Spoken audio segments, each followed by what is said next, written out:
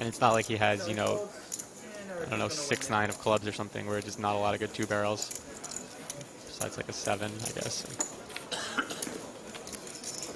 And Seidel further narrows the gap between him and Vitaly Lunkin now. 3.5 million against 3.8. Lunkin dips below 4 million for the first time in a while. It's all so close now.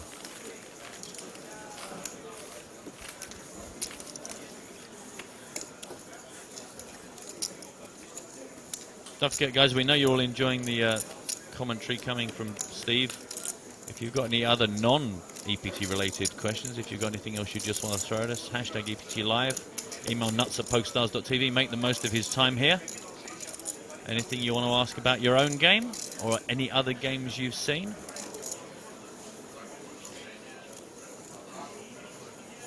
Capitalize on this opportunity.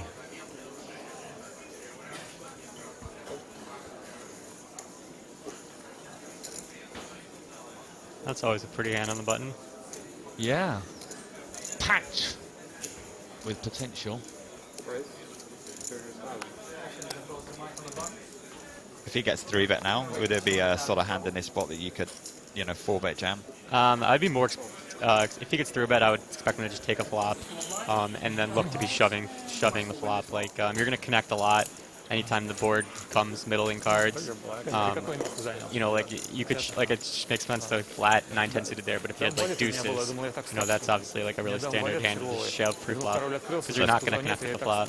Yeah, so if he, like, flats a 3-bet, there's a lot of flops that come or given draws that people could easily perceive would actually hit bang in his range. Exactly, and then he can shove over a c-bet even if it comes like even like 8-6-4 with one heart. That's like a pretty good flop for him. Yeah.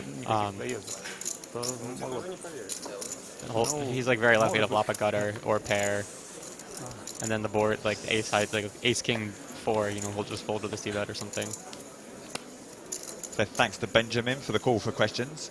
So he's got one for you, Steve. So back in the day, this is probably, I guess, like 09 and before, who was your toughest heads-up no-limit players back then? Toughest guys were probably some of the guys that are still playing today, like Jungle Man was very tough. He was coming up. Yeah, I mean, there was a lot of tough guys. Ike was very tough. Sauce. Did you ever play against Full Flush?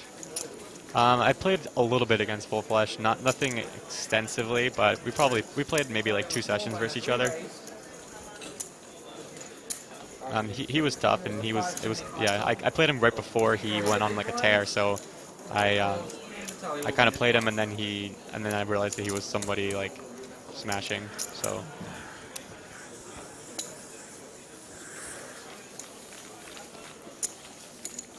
Well, meanwhile there, a bit of aggression with the suited ace-queen gets Vitaly Lunkin back over the 4 million mark. Oh, it's a classic out of focus, into focus bit of action there from the cameraman there. Clearly heard that we were having a dig. There was a lot of paperwork involved in that focus shot, I would imagine. All right, all right. I like it. I would love it. Oh, wouldn't that be brilliant if you said, the guys, we need to keep a record of everything you do now on the cameras. Yeah, when you switch them from... it's got to be signed off on that form. Is it like here, he's got to claim 45 pence per mile whenever he comes in across the tracks.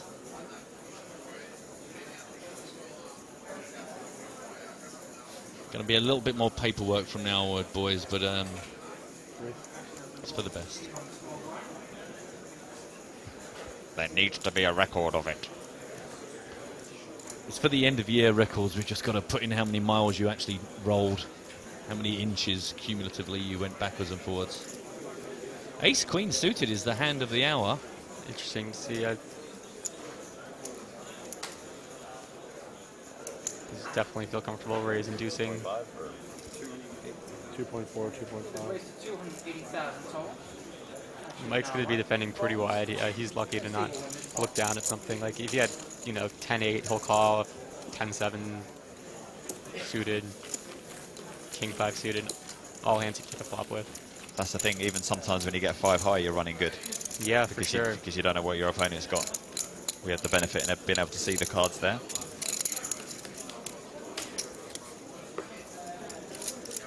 Another question for you, Steve. Do you think that HUDs are good or bad for online poker, and why? I think they're unavoidable, and I think they're fine. It's kind of interesting. It's just another technical aspect of the game, and online poker really lends itself to that aspect. Just the format of being online and being able to review your hands and really put in work off the table. It's just part of the game, and you just kind of have to do that to succeed. I mean, not necessarily though. Still, some of the best players don't. Like Islitter has been like the biggest winner online in, like the past 2 years, and I don't think he uses a HUD, and he just crushes everyone. So it's not to say that you can't use it. Um, and it's not like a HUD will just give you an automatic advantage. It's nothing close to that. It's all about how you use it, and you still have to know, how to play your hands and how to play your range well. So do you think players should concentrate as much on how their range is perceived by other players rather than worrying so much about their opponent's range? Yeah, I think you have to consider both ranges, and I think that's just as important as trying to figure out, what percent your opponent c-bets or something. I think it's more important. I think the HUD is secondary to making sure you have the right ranges. So Seidel and Lunkin have both connected somewhat with this flop. Gut shot for Eric, top pair for Lunkin. Yeah, Seidel lead. yeah. It was Lunkin that made the pre-flop raise, and now is betting into Vitali. Yeah. Seidel's going to have a lot of draws to do that. I might honestly or he raised the cutoff, but I might have been tempted to just raise, get in Queen Jack right there on the flop. Just very strong hand and ton of turns. You're just not. Are really bad for you. No diamond in your hand.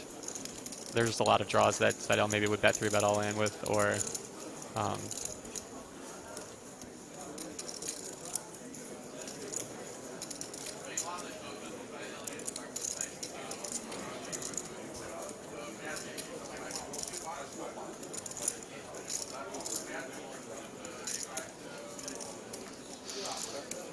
Seidel not slowing down.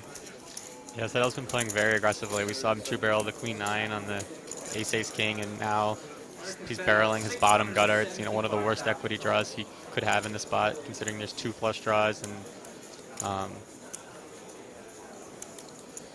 Better straight draws out there. yeah, he could have King Queen. Like King Queen might be a hand that he 3-bet the flop with, which is another reason why Queen Jack. Having the Queen in your hand is going to play much better versus those hands than something like Jack 8.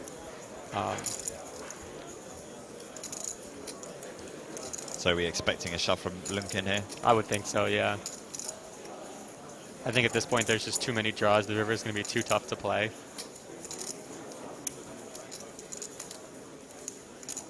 And Seidel's hand really looks like a draw.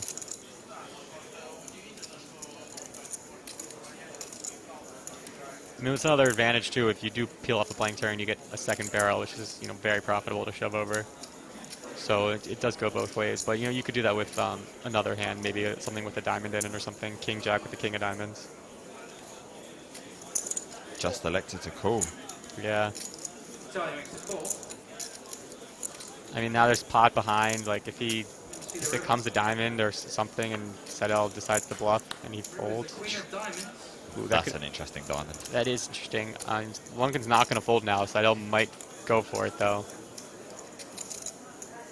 I mean, it's kind of interesting though because like you would expect Lunkin to shove any made hand on the turn, like any strong pair. So at this point, Seidel has to be concerned that maybe he has a draw himself, or maybe he has a hand like 10x of clubs or Jack X of clubs. So. And would he be expecting Lunkin just to cool down with a flush draw? Potentially. So like, I think the main thing is that he's expecting Lunkin to shove all his strong hands on the turn because there's so many draws out there. So the Queen is actually not a bad card for Lunkin because he is going to show up with a fair amount of draws that he didn't put more money in with and just called. Well, it was a cool million on the end.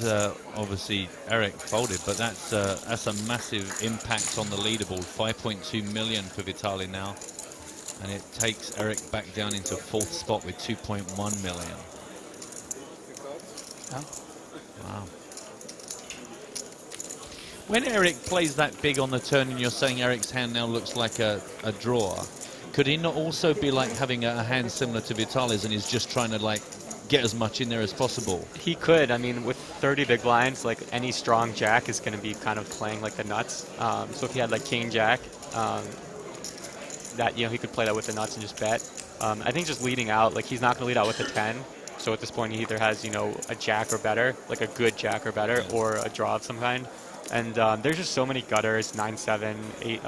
Well, so many straight draws, 9-7, 8-9, queen 9, king queen, king 9, and it seems like he's most likely going to have a gutter when he leads out, and like Vitali could just raise him with air or something, and Seidel's going to need one of the better draws to stick it in with.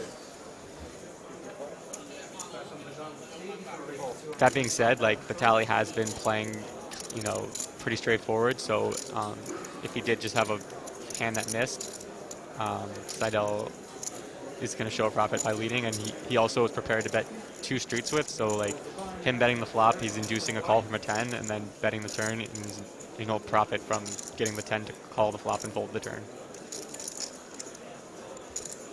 Good stuff. Good stuff. Don't forget, guys, prod this genius's brain if you want to. Hashtag APT Live on nuts at pokerstars.tv. Did he say call or all in? I think he said all in. Yeah, there's the triangle of death. Yeah, I thought. That would have surprised me. Yeah. We can see now he's not going to get any action. Yeah, because if you guys don't get your questions in, I'm just going to keep trying to get mine in. Too good an opportunity. We do have one from Chris. He says, Steve, what profession do you think you would do if you are not a poker player?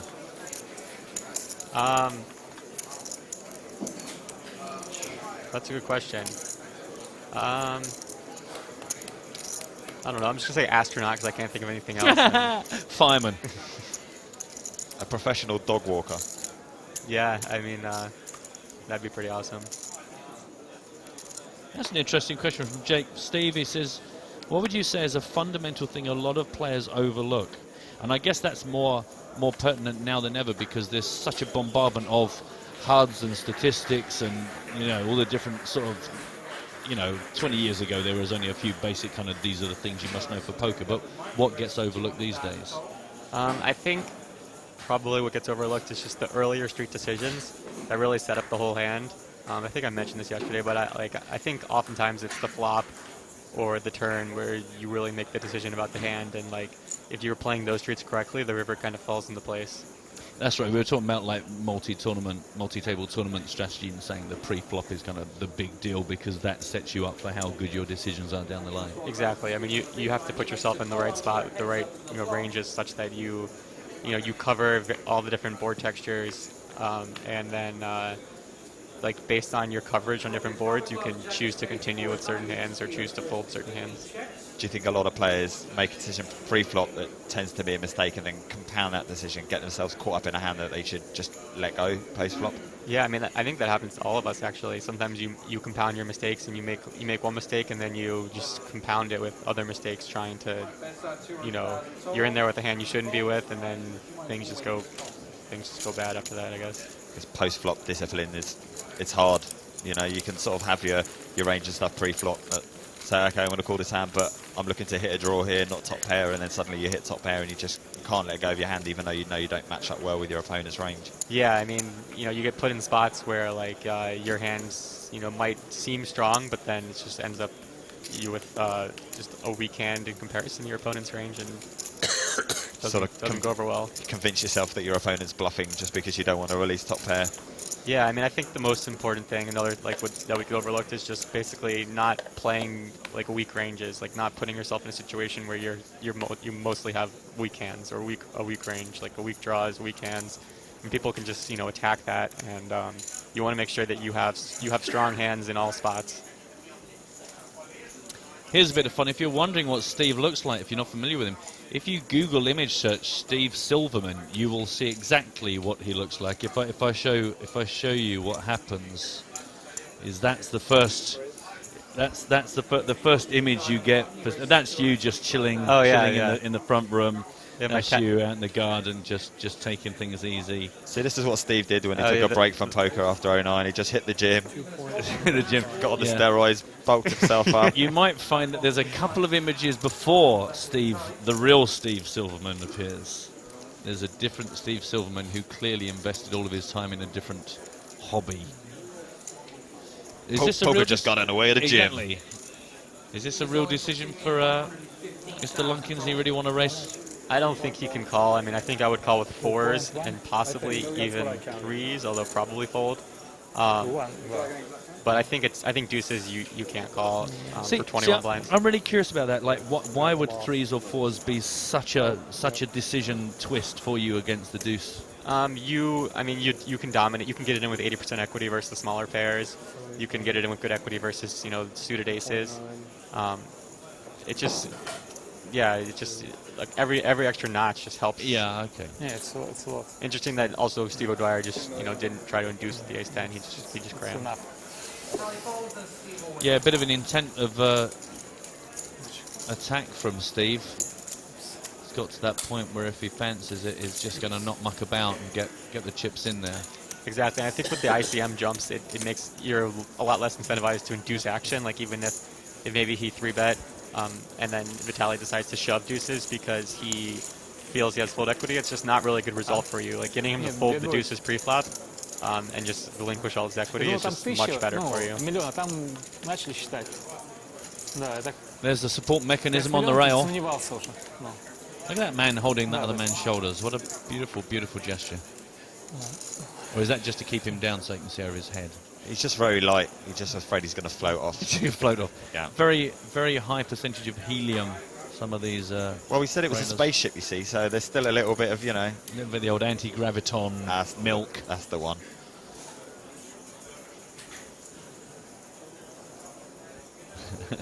Fran's trying to find a way to utilize the delay on our broadcast. If a player took an hour for his decision, can I tweet him the opponent's hand?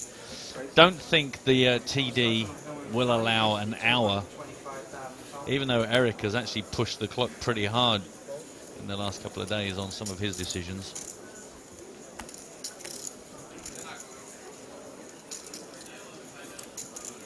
So we've got these two under the gun, a big blind again, this time with the same hand. Crazy days.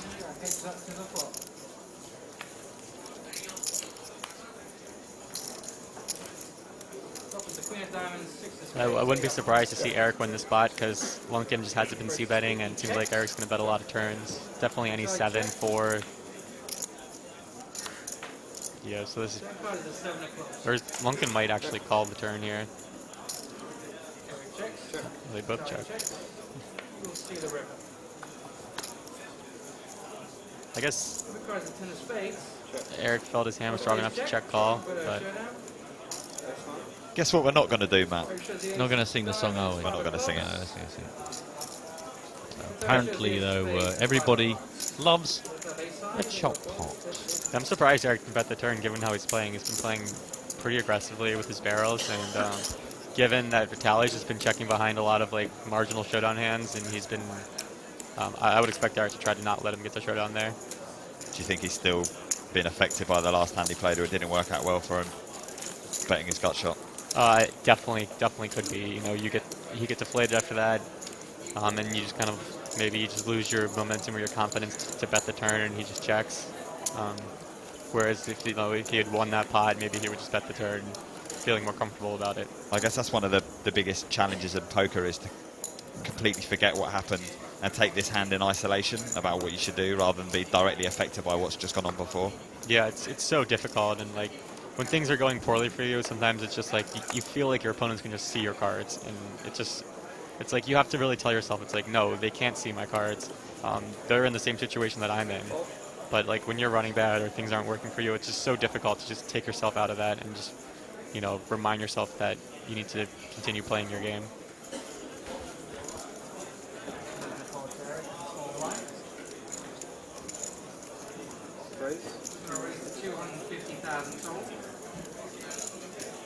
Eric, you look? What's that? You look at. No? I don't understand. You no look? Oh, I haven't looked yet, no. He hasn't looked yet.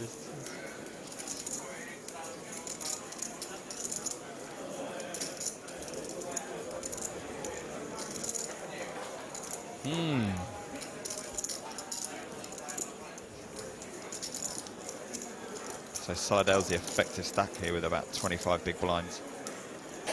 Would you just shove on him? I think given that Seidel has been raising, I mean, he's raising 4-2 suited, so at that point he probably should just shove ace-9.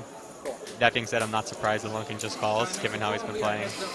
But like once he's raising 4-2 suited, that's just so many hands, he could just shove and take down the, 450k pot or something.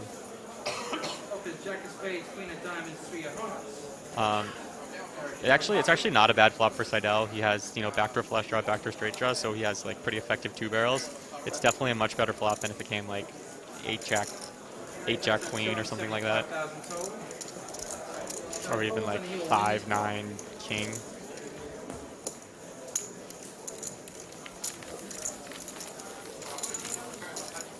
And the continuation bet gets through. Yeah. Yep, up to 2.7 now. So Eric, after the big hit a little while back.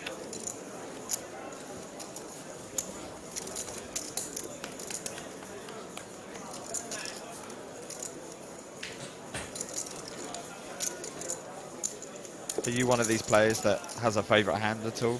Steve, Bobanovsky's asking if you have a favourite hand and why. I do have a favorite hand. Pocket aces. It's the only answer that I've ever respected. It's the mathematically correct answer. It's the one I give everybody, because to say anything else would just be silly. But it's hard to improve on the flop though, Steve. You wouldn't like a nice little 6-7 suited? What, improve to bottom pair? Exactly. Bottom pair, no Get draw. married to bottom pair. I'll put you on ace king. Exactly. I put you on exactly ace king. Let's just see how this one plays out. Yeah, this one could go boom, couldn't it? So Dwyer has 25 blinds. He could easily just cram here. It doesn't really seem like it's his style, though. He might just call. Yeah, if he crammed, I mean, Mike would probably have to fold, as painful as that would be. This is interesting. Steve could definitely choose to squeeze this hand or take a flop. I kind of think he's going to... I don't know. I guess call. He doesn't really have a good stack to make it like, 600 and fold. He could just shove, but that's also not that good of an option, considering Lumpkin doesn't play his strong hands fast, so he could just have like pocket eights and call. Wow. Wow. I kind of got the feeling the chips are going in here. This is a disaster for Mike. Oh, what a stinker. Cooler alert. My wife said to me last night, that Zoolander one, he really annoys me. I was going, who? Do you mean Mike McDonald with his blue steel look? Yeah, that one who thinks he's Zoolander's getting on my nerves. Where have you ever seen him get up? He only get up from the right-hand side of his chair. He twirls when he sits down. Exactly. Yeah, if Mike doesn't improve here, this is almost for certainly the end of him. I don't think Lumpkin's going to raise. No, well, I guess it's just too easy to... Three ways. Okay, he's going with it. It's just kind of his style, but Looks like it makes it 700. they're just going to get the chips in at this point. Mike's, he could have a fair amount of worse queens, queen jack, queen 10. Mike's pretty ecstatic to get this in. And of course, we've seen that one of his resuck outs is in O'Dwyer's hand. Yeah, that's just very unfortunate.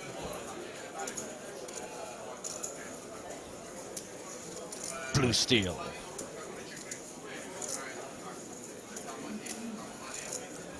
Mike could be considering just calling, maybe trying to induce like a turn shove, but it seems unlikely, especially because Lunkin hasn't shown that he will do that. So it seems like the money's just going to go in on the flop here.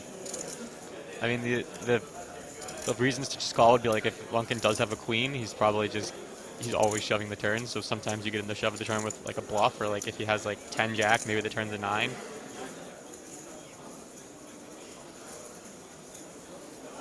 And that's what Mike's doing. He figures that he's probably not playing like pocket eights this way. He has either, a queen or a bluff, and he wants to induce a turn bet.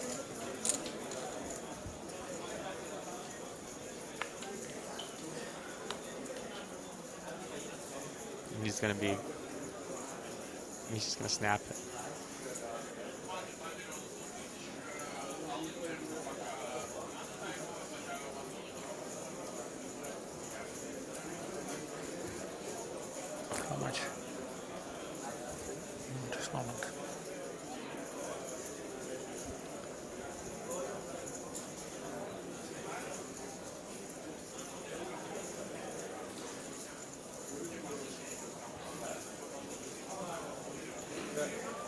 Lunkin comes in for a million bet.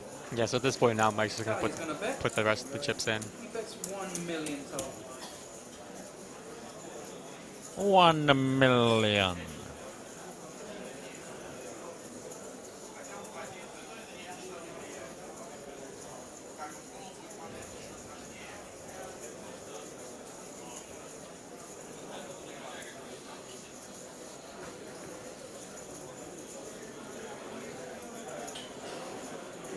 There's the enormous floating, blinking face of Mike McDonald in the screen in the background there. 2 for the price of 1. Trying to work out how quickly to die here. Such a horrible spot. Could he be thinking that, like, he knows that I called his raise and checked to him, you know, could he actually be thinking he's behind at this point? I mean, it could be in the back of his mind, but he's thinking, please have Queen Jack or Queen 10, and I'm going all in here. Mike has announced all in. I call. Call.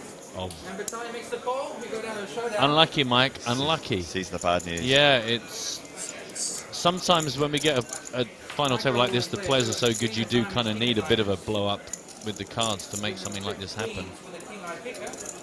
It's not all over yet, though, as you can see. A pair of 6 and 6 and club 6 of hearts. He's currently leading with full house, 6 is full of queens. And unless McDonald improves here, Lunkin's going to take a firm grasp on this final table, 3-handed.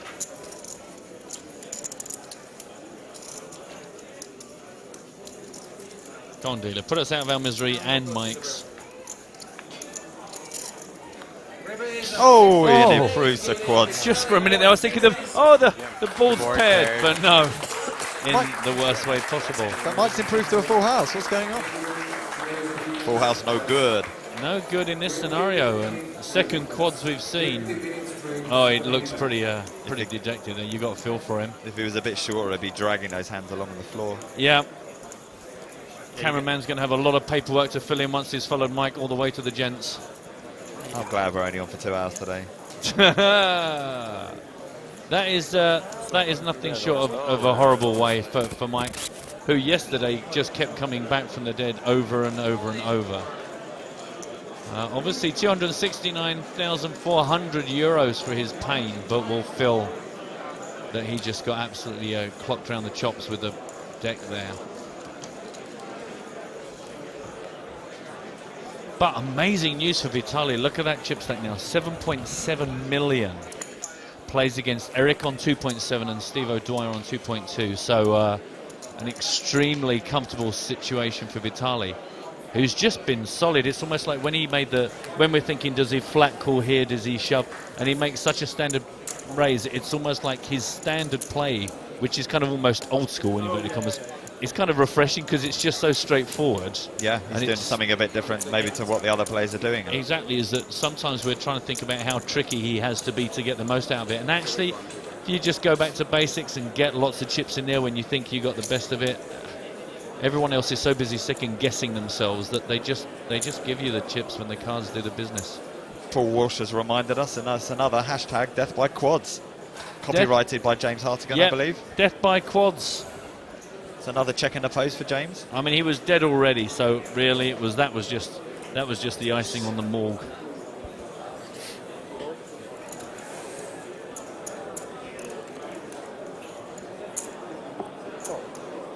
So what's going to be going through Steve and Eric's minds now with their stacks?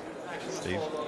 Yeah, I mean, it's kind of just trying to pick up pots and not get too short. Did you miss it, Mad Dog? Would they be try to look to attack each other? I mean, like, someone like Steve is going to have more fold equity versus Seidel than he is going to have against Vitaly. So, like, if let's say it's Steve's small blind and Seidel's big blind, and he can shove maybe wider than, you know, spots versus Vitaly, I guess. So if Steve's opening a button, do you think it, even though he's opening into Vitaly's big blind, do you think it would be more effective for him to shove the button rather than to give Eric a chance to 3-bet all in? Yeah, I mean, I think so. Just given that he doesn't really want to. You know, Eric's gonna reshove on him pretty wide. doesn't really want to get into that big conversation. He'd much rather see like Vitali stack Seidel or something like that. I call big blind. It comes queen 6-6 or queen 6. Vitali checks, I checks, Timex bets, Vitali check raises, I fold, Mike calls, turn blank, Vitali bets $1 million, Timex like min raises all in, Vitali calls with 6s, Mike has king queen, river 6, Vitali makes quads just like he did yesterday. Yeah. Steve and Mandel getting the news. Yesterday, ever. Ever. The Russians, they're coming. That thick, broad Irish accent coming right through there. Yeah, the Caroline stroke Irish accent. Eric bets out 130,000 total. Vitali folds. Eric will win this pot. We have a new blind level. Small blind 60,000. Big blind 120,000 with a running ante of 20,000.